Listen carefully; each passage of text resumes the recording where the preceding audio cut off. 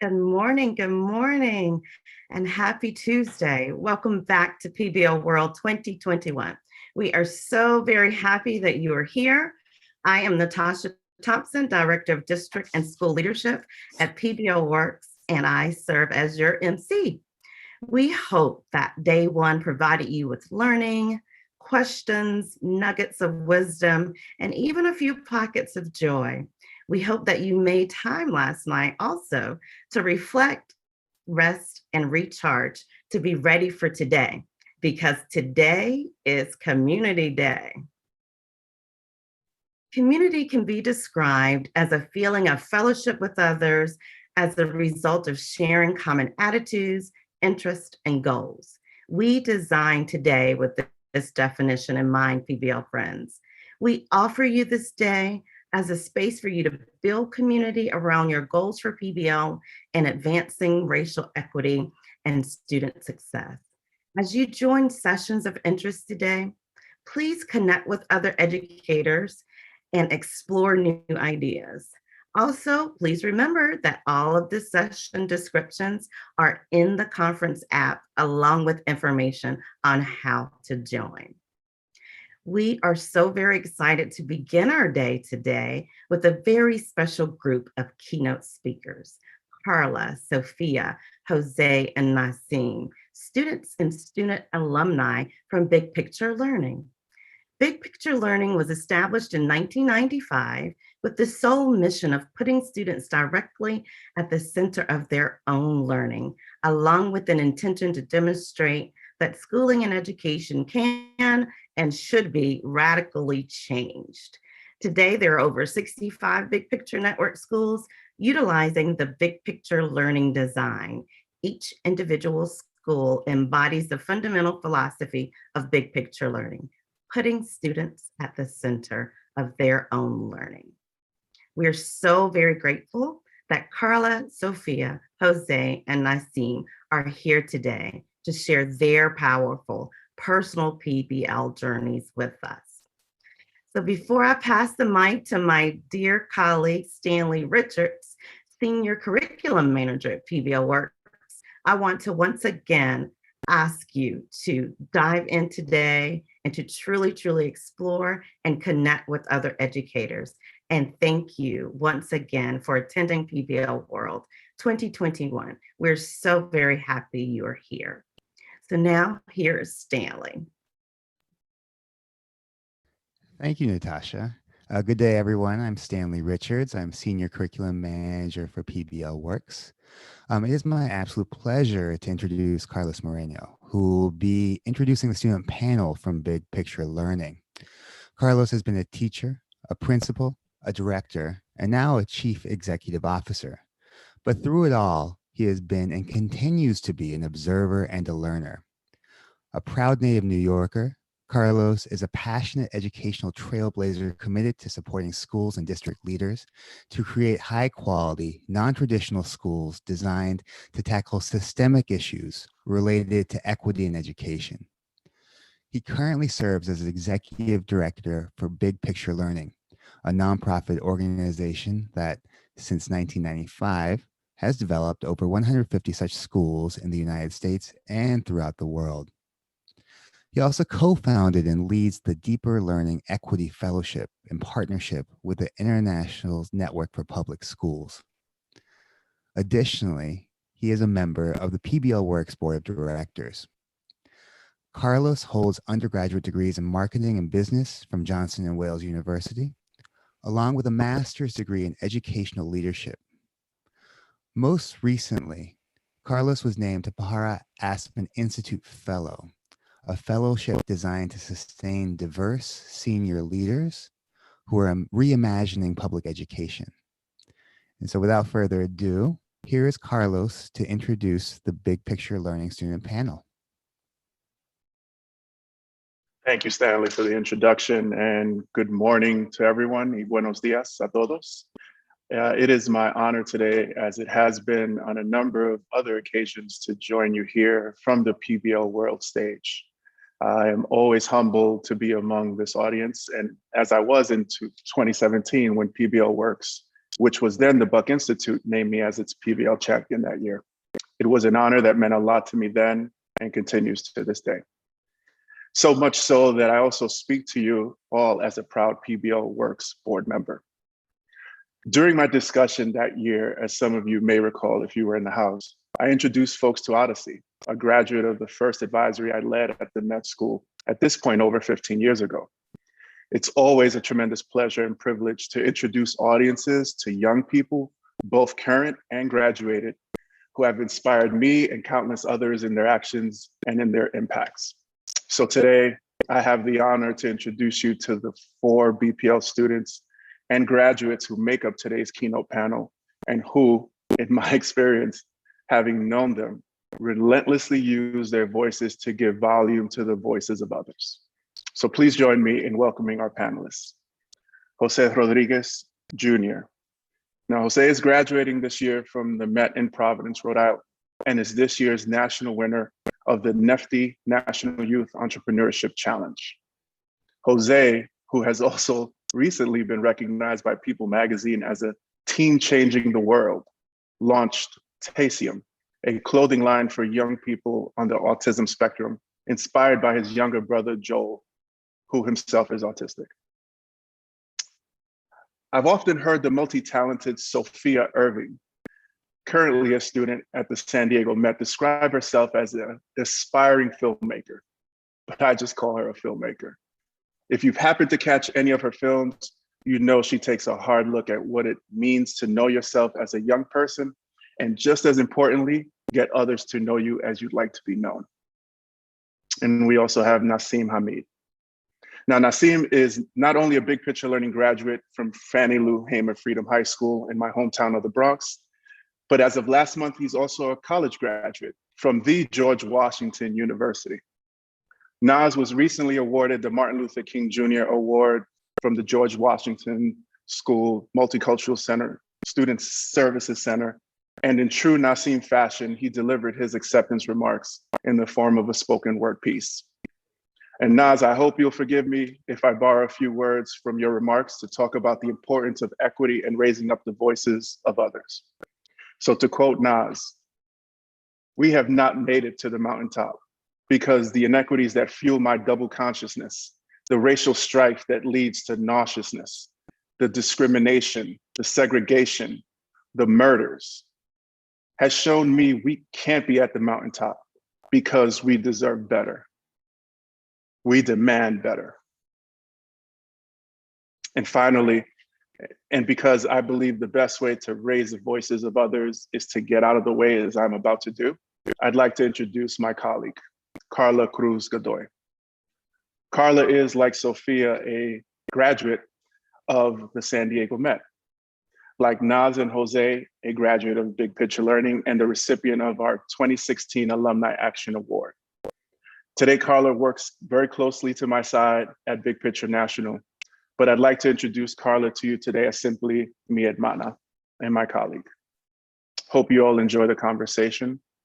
Carla, the floor is yours. Wow. Thank you, Carlos, for that introduction. Good morning. My name is Carla Cruz Godoy. I am an educator, an activist, a leader. And as Carlos mentioned, I have the privilege of also being a Big Picture Learning alumna. It is an incredible honor to be here today to moderate this panel. Today, we will hear from Nasim, Sophia, and Jose as they share their stories of the impact that project-based learning has had on their academic journeys and how they see themselves and the world around them. As Big Picture Learning students and alum, project and interest-based learning is at the heart of what we do. Paired with a strong advisory structure, students are empowered to explore their own interests and passions. So without further ado, I turn to my panelists to ask our first question. And Jose, I'll have you answer that. Can you share a brief story of a project that transformed how you understand yourself, your identity, and the world around you? I would love to. So the first project that comes to my mind when I hear this question is my business Tasium that started off as a project. The origin story of Tasium is that I was in 11th grade at the Met High School, and I was applying for this E360 entrepreneurship class that was taught at the Met. And when I was applying, one of the questions were, what's your business? And I should have seen that one coming, as it's an entrepreneurship class, but it stunned me. And I went into it knowing that I wanted to do clothing. But when I approached my teacher, she said, "What's so special about your clothing? Like, we have Nike, Tommy, all these different, huge clothing brands. How do you plan to scale that and compete with them?" So then I went back to the drawing board and thought about how I can put a twist on my clothing brand. And I've always sprinkled in autism related projects throughout my tenure at the Met. So this was going to be no different. And in honor of my younger brother, I created Tasium, a fidget infused apparel line that helps students with autism and ADHD focus in the classroom, as fidget toys help reduce stress and anxiety while sharpening focus. So it's like the best of both worlds. And this project really helped me. This entrepreneurship class helped me, help me change my mindset from, I'm no longer the person who sees problems as problems, but someone who sees problems as opportunities to solve, create, and innovate. And I think that, without a big picture learning school or without this class, I wouldn't have that mindset that I have today. And this all started out as a project, right? So awesome. Thank you. I'd like to welcome Sophia up next. Can you tell me about a project that transformed how you understand yourself and the world around you? Yes, first of all, good morning, everybody. Very happy to be here. Well, so when I hear this question, it takes me back to when I was a ninth grader, my first year at the Met. And I was doing like my very first internship. So this was like, I had gone through, we do this thing called the Gateway class where we learn the basics of internships and all that. So this was my very first one. And I was like jumping in. So I was at my former middle school. I actually went to High Tech High Middle and Media Arts for middle school. And I was with my former art teacher. His name is David Smith. And I was an art teacher assistant. So, I would assist with his lessons. I would help students with their projects and all that sort of stuff. And along with our internships at the Met, we have to create a project to sort of show how we've grown or something that we learned while at this internship. So while I was there, I was actually requested to make the school a video package to help promote the school and get their message out, because like High Tech High, it's a charter. So not too many people, especially here in San Diego, know about their system that well, or, they're new to project-based learning. So I created like a 3-part video package to promote the school. It was like a day in the life of 3 different students. And that was going to be used like at different open houses and all that sort of stuff to get the school out there. And at first it was really hard for me, if I'm being honest, because, I was so new to my creative process and all this stuff was just foreign to me. But one thing that I discovered about myself through the process is I really work well when I have different eyes on my projects. And I also I found a passion for capturing people in their natural state. So as you can see in some of the pictures, the boy holding the skateboard, that was one of the students I made a project about. His name is Miles. And, I just followed him around for a day, and that's him showing off his art project and him pointing to the different stickers that he put on his skateboard. And I just found while doing this, I have a huge love and passion for just capturing who people are and, them in a natural state, like I said.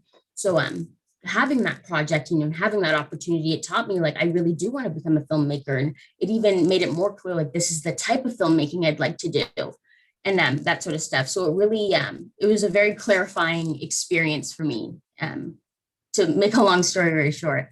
But yeah, it definitely changed my outlook on who I am and what I want to be and what my future work is going to be. Thank you. And I'll toss it over to Nasim. Okay, so before I get started, I kind of want to set the stage, right? Let's envision being in a classroom. And can we picture that instead of Zoom? And I want to kind of envision being in a classroom because I haven't been in one of those in a very long time due to COVID. We are all students and the teacher has started a lesson and one of our peers yells out, "How is that going to help me in the real world?" This is a question that many students ask themselves, trying to figure out how they will apply their education in the real world once they graduate high school? This is a question that was left unanswered until I arrived at high school. I believe that the three major components of motivation are activation, persistence, and intensity. Activation through education is the pathway that leads to persistence and intensity. For me, in my journey, activation begins in high school, transitioning from a traditional school and then transitioning from a traditional school and then being placed in a new school that did education differently. I was now able to answer the question of how do I use my education in the real world, because I was working on real projects inside and outside of the classroom.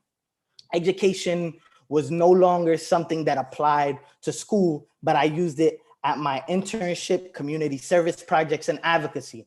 One of the events I worked on that was the most impactful for me was the Peace Block Party.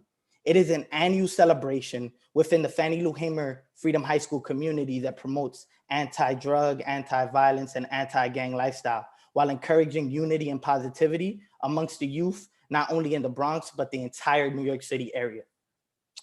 To tell you a bit of history about the Block Party, during the winter recess of February 2011, many young people within our community fell victim to senseless acts of violence, several of whom lost their lives due to shootings and stabbings.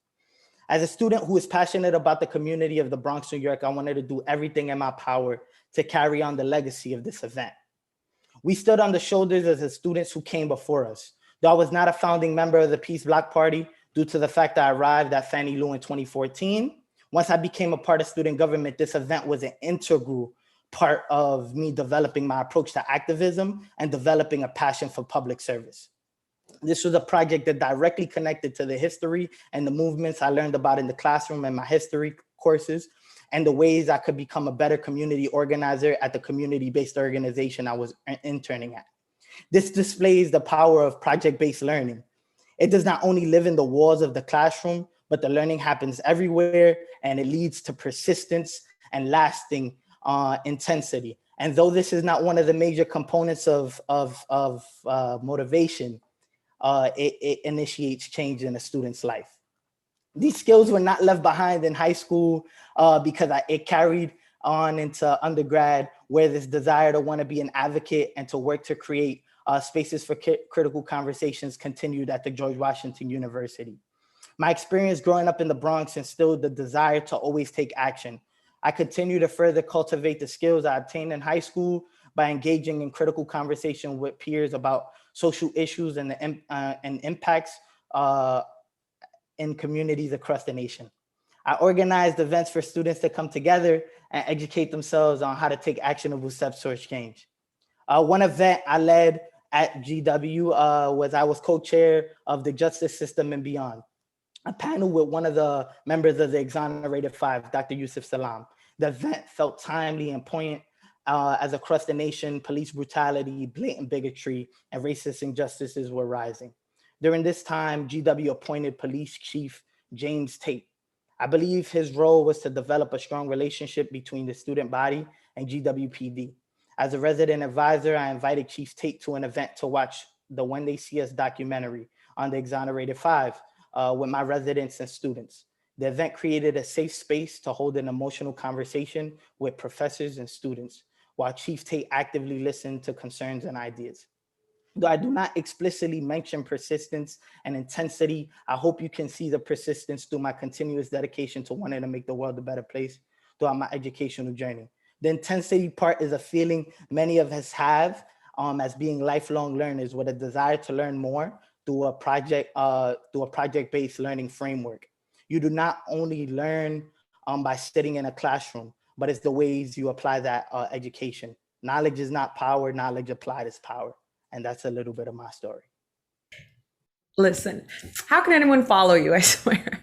Well, thank you all for giving us an insight on your projects, what you're passionate about, your interests, and how they developed. As I listened to you all speak, I heard y'all talk about personal interests, about community building, and having that inspiration, whether an adult, a family member, or your hometown, to develop that. So I want to, and I know that Naz, you talked about being like a lifelong learner and having that experience not just be within the classroom, but outside the classroom. How did the projects that you explored, whether in ninth grade like Sophia, or as a junior or a senior, empower you to see the world differently? And like, what has been that impact on you? And I can open it up to whoever wants to answer that. I can jump in first. Yeah, I think so. Like coming in, I didn't know that education could be like this. Coming in, I was really unaware that like it was sort of a culture shock, because I was like, whoa, I can pick what I want to do. Like, and I can speak up and say, no, I want to go down this path, and I know what I want to do with my life. So that definitely impacted me to like, like I said, it was a culture shock, and it showed me that like education needs to be changed, and education needs to be changed to like fit the needs of each and every student. Especially last year, at the end of my last year, I got to thinking, and I was like, if I can have this, why can't other students have this? Like, this shouldn't be a privilege that only I get to experience. I shouldn't be lucky that I have this. Like many other students should get to have this.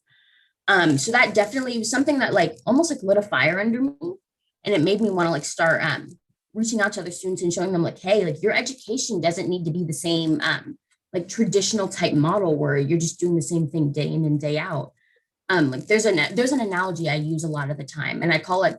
It might sound so. What I usually call traditional schools farms.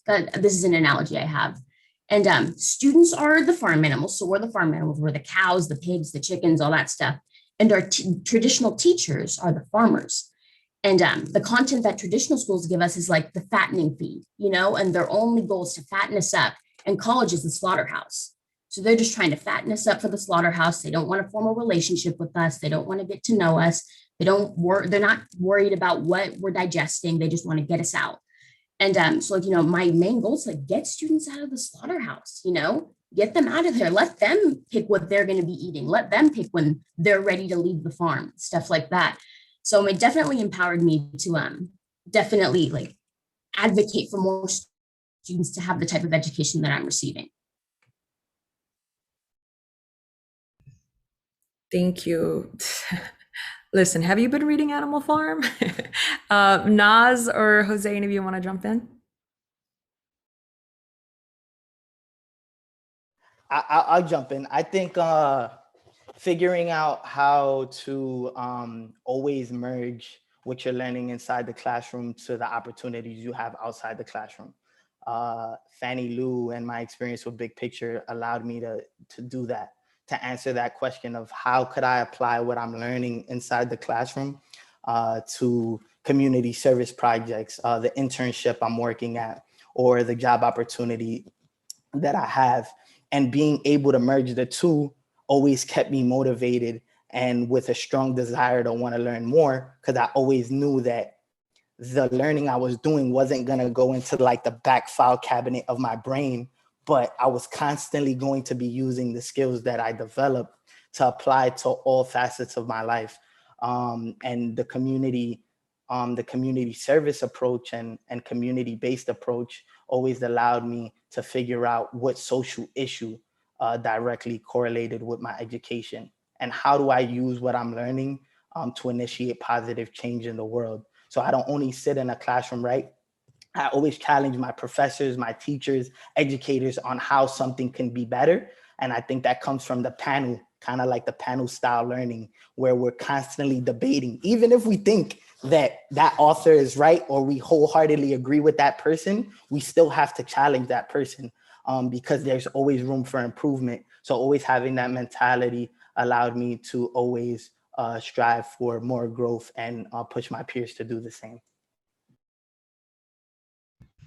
Thank you. And Jose, before you get started, just thinking about, it's the same question, right? The impact, right? Or how it has the impact to see the world differently or empowered you to see the world differently. You run a business, right? Like what does this look like for you goal-wise, right? Is this going to be your main hustle? Talk about that impact that it's had, but go ahead. Sorry to cut you off. Yeah, so to answer the first question that you asked earlier about what the lasting impact that PBL has had on me, I think, coming into freshman year from a traditional school and then having, project-based learning and, real world learning, I think that the lasting impact that it had on me was that no matter how young you are, you have, impact on the world around you. And that started when I was, interning at a elementary school or a nursing home, or taking the entrepreneurship class and starting my own business. Like, all those are projects that impact the world right now, not when I'm older. Right now, in the current state that I'm in high school as a teenager. And I think that right there is the biggest impact that project that PBL has had on me. Thank you, thank you. Yes, I hear a lot about the application that we have had in our schools to how we also then, go out into the real world and apply those skills and knowledge. And lifelong learning it's never ending. So I know that we're pretty privileged to come from a network of schools that kind of empowers us with this agency and this trust. I think trust is super important. And a guiding star that really isn't all about, this is what you need to learn, or like, this is what you need to study. We have that voice to choose our own paths. I want us, right? We have a lot of educators in the audience. What advice, as students who have lived in this project-based learning, interest-based learning world for however long you've been at your school or were at your school, what advice would you give to teachers who might not be in this community, or who might not, or are interested in getting started? What advice would you give them to support their students and to support their students in their projects and or interests? And leave it to whoever wants to answer this first. So I would love to answer this first. I think the best thing you can do as a teacher is come into the classroom every day at the crack of dawn with a bunch of energy. Every day kids come in, they're like, they walk in, it's too early. You don't know what's going on at home. They could be dealing with things. Maybe they woke up on the wrong side of the bed. And I understand that teachers can also wake up on the wrong side of the bed. But I think when we're talking about students and how you can, positively impact them, be the teacher that they can never have a frown around.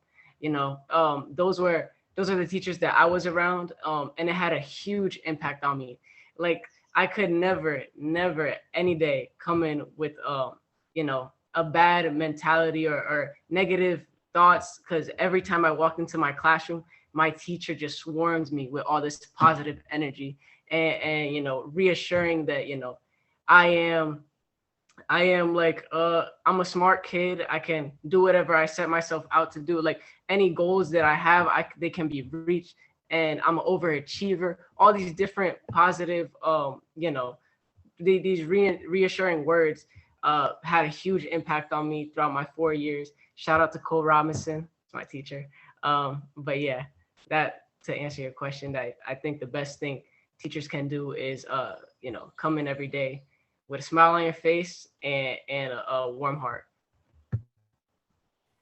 I have two pieces of advice. First piece of advice is, as simple as this may sound, make learning fun, right?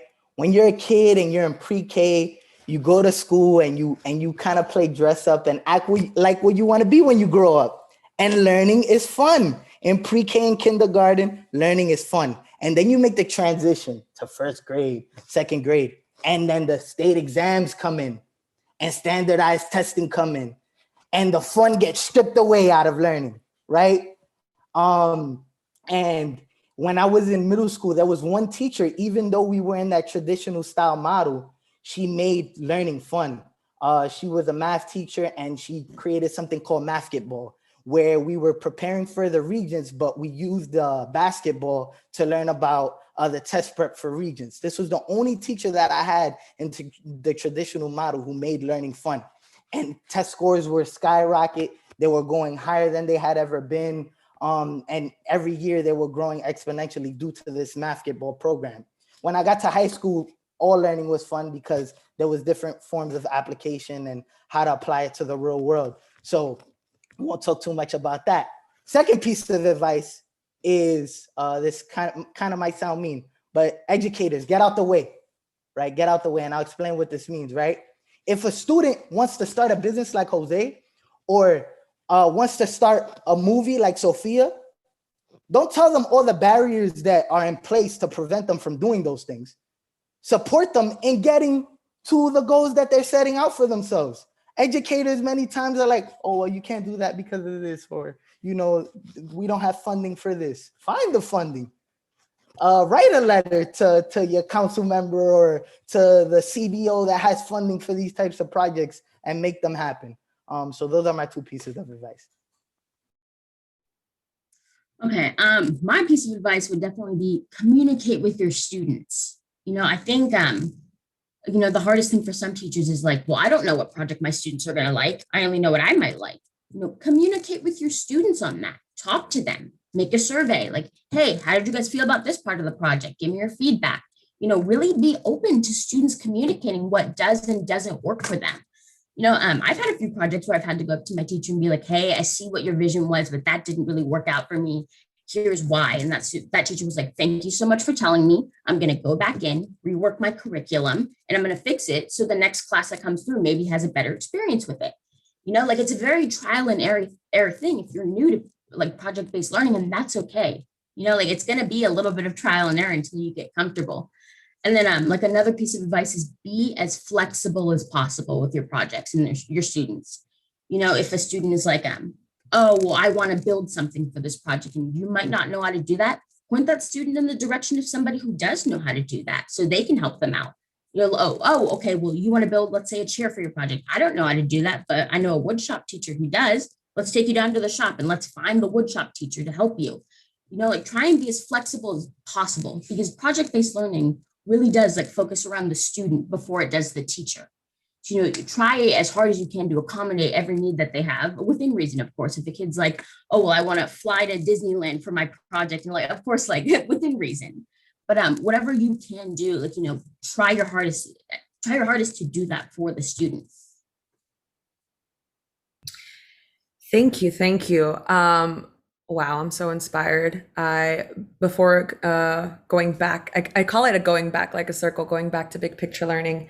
I was a teacher in DC, and that's all I thought, right, from my own experiences in high school. Like, how can I not be in the way? How can I find extra resources that my district might not have available? Before we close, I actually want to give the floor back to Sophia, Nasim, and Jose. Tell us, what are you working on? What are you currently doing? What is giving you, you know, what is that guiding star for you right now? And this is a perfect time, Jose, if you want to shout out Tasium, where can folks, you know, go to support you? Yeah, the floor is yours. So right now, I just graduated 2 weeks ago from the Met. So yeah, snaps. But so due to winning the Nifty National Business Plan Competition, I received a full ride to Babson College. So I'm going to a business school to further learn about business and apply those learnings to my business Tasium, where you can find on Google, if you look up tasium.worldwide.com, tasiumworldwide.com. That is our website. All social medias is tasium.worldwide. And yeah, I'm really trying to scale this to the moon, coming out with more apparel pieces. Right now, it's just a shirt with a fidget toy. So we want to have hoodies, sweatpants, hats, bags, everything fidget infused to help those with autism and ADHD focus better in the classroom. So thank you guys for allowing me to be here too. For me, you know, I am about to become a junior, so we're really about to get into the heat of college applications and all that. So my main goal right now is scholarships and portfolios. I really want to attend the NYU film program. That's my dream. That's like my dream school right now. So NYU or UCLA, I really want to get myself into a film program. Thankfully with the Met, you know, I am allowed to take college classes. So right now I'm taking all the film classes I can, film history, script writing, all that stuff to get that knowledge, because like I'm like a sponge right now. I'm trying to learn everything I can. As things open up, hopefully get on a few sets to observe and slowly learn like, what it means to, or like what it's like in the process of directing something. But my plan right now is to just like keep setting myself up for success so I can get to those film schools that I want to be at. Listen, I was just gonna say really fast, Nas, and anyone at NYU, UCLA, you know who to find in a year and two. And any investors, Jose Tazium, there you go. All right, now sorry. No worries, no worries. So I am currently in the fall. I will be first year law school student at the University of District of Columbia. I got a head start, so I'm currently doing a summer program, taking contracts. So fun time. But also one major project I'm currently working on is called the Leah Brock McCartney Project. It is a mural project at the George Washington University where we're honoring the first Black woman to graduate from GW with a mural. I'll drop the link in the chat. We are looking for donations and support for the project to make this project a reality. And if you have any questions, feel free to reach out to me. Thank you. Well, y'all heard it here, folks. We hope stories like Nasim's, Sophia's, and Jose demonstrate that with the right investment in our students' lives and communities, not only are you making a difference, but our youth are then empowered to then use their agency and knowledge to make a change in their community and their own lives. So thank you for your time. I know you're at home, but if you can just virtually give us a round of applause, give our students a round of applause. And we hope you have a wonderful day. Thank you so much for your time. We are truly grateful that you share the impact PBL has had on your lives and how you're discovering your passion and making the world a much better place. How moving is it to hear that you see problems not as problems, but as opportunities to create and innovate, and your belief that knowledge is not power. Knowledge applied is power. Thank you for being living testimonies of the power of PBL and deeper learning. We wish you so much continued success in your future endeavors.